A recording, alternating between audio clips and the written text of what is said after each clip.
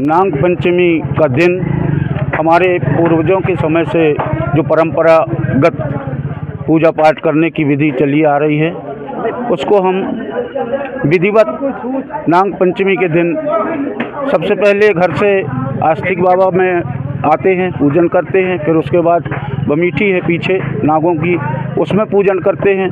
उसके बाद पुनः फिर से घर जाते हैं। घर में पीढ़ा जो रहता है, पीढ़ा लिखा जाता है। पीढ़ा लिखने के बाद भजन कीर्तन होता है, उनका आवाहन करते हैं, बरुआ आते हैं और फिर शाम के प्रसादी चढ़ाई जाती है।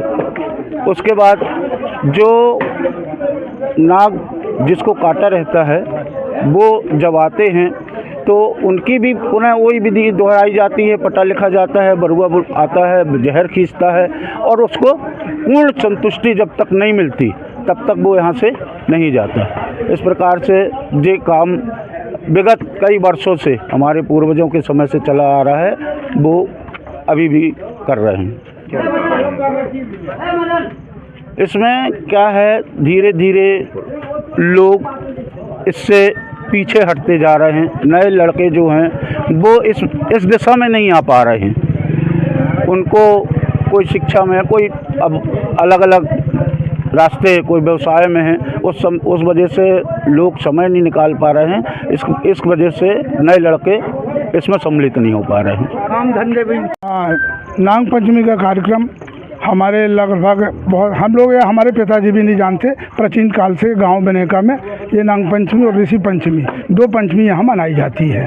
अच्छा, इसका उद्देश्य इस बात का है कि जिन लोगों को सर्प काटते हैं वो लोग हमारे यहाँ आते हैं, गुरु महाराज के यहाँ, फिर चेलों को बुलवाते हैं और जो आते हैं रोगी आता है उनसे मात्र 2 नारियल, 2 सुपारी, 2 एक के सिक्के, थोड़ी बहुत अगरबत्ती और 1 पाव दूध और सवा पाली चावल लिया जाता है। और लाइन उनका कार्यक्रम करने के बाद पूछा जाता है, तब रोगी स्वयं बोलता है या उनके परिवार के लोग जो आते हैं वो बताते हैं कि भैया रोगी स्वस्थ है। जब वो जाने लगते हैं तो उनको बाहर जो रोगी रहता है उसे 1 लोटा जल उसके सिर में डालते हैं। मैंने वो नियम है हम लोगों का, गुरुजी का कहना है।